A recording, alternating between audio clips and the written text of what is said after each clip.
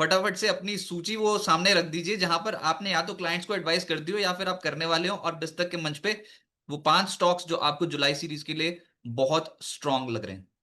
सी अभी जो हम डिस्कस करने वाले हैं वो ऑलरेडी क्लाइंट को रेकमेंड कर दी है, तो सबसे पहला कंटेंडर है एनटीपीसी है, काफी सेफ है। और रिसेंटली जो फॉल आया है, सी ये मैं पूरा डिटेल में इलियट वेव अभी मैं नहीं बताऊंगा, बट ओवरऑल मैं एक छोटा बहुत एक चीज होती है इलियट वेव में, जब भी यहाँ पे फिफ्थ वेव खत्म हुआ था देन एबीसी वाला करेक्शन था। बाद में एबीसी में भी कहीं ना कहीं यहाँ पे 5 वेव है, बट जो फिफ्थ वेव था वो फोर्थ के नीचे नहीं गया है।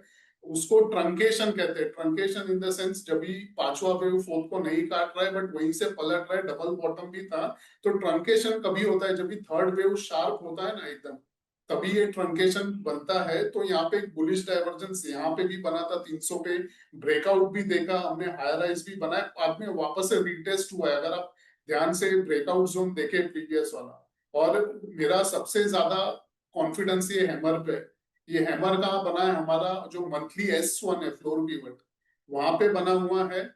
साथ में अगर मैं आरएसआई को भी देखूं, तो आरएसआई में भी मुझे कहीं ना कहीं ये बॉटम जो है, अगर मैं इसको ओवरली चार्ट करूं तो ओवरली चार्ट में भी मुझे कहीं ना कहीं डाइवर्जेंस दिख रहा है।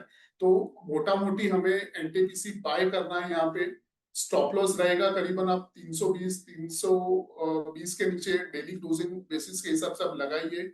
पहला टारगेट 365 का होगा। अगर 365 टिक रहा है देन हमें 380 375 तक के यहाँ तक के लेवल्स देखने को मिल सकते हैं एनटीपीसी में।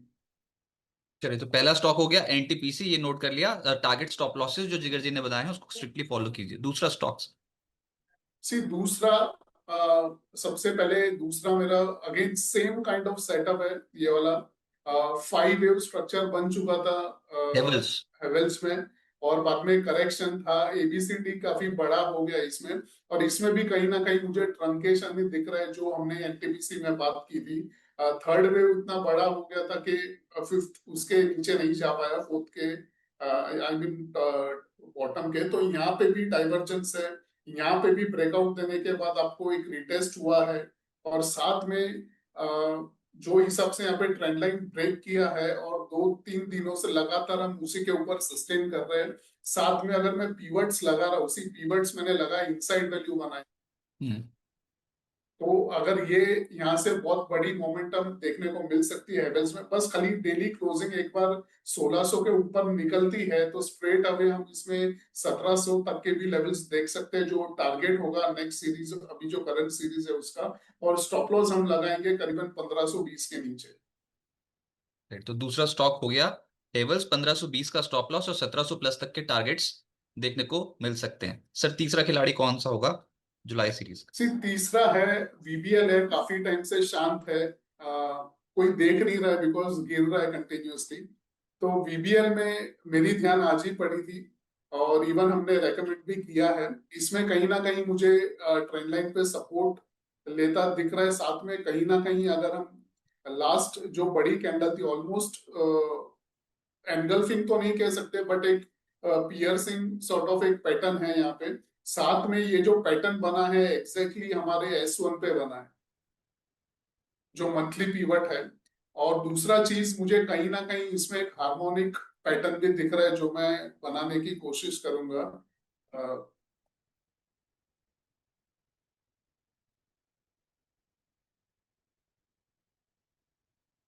सॉर्ट ऑफ शार्क आप बोल सकते हो, 8886 के यहाँ पे करीबन खत्म हो रहा है।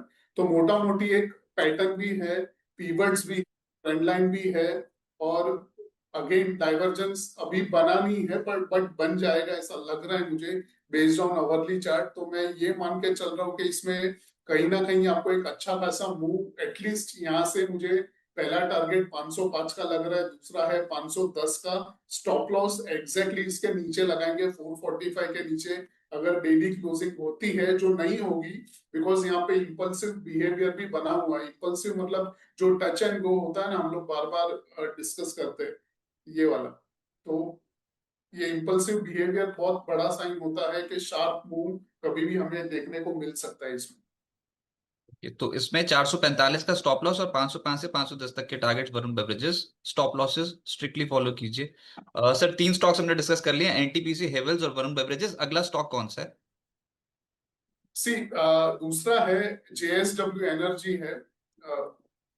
ये आई थिंक आखिरी स्टॉक है, आई थिंक फोर्थ हम लोग डिस्कस कर रहे हैं।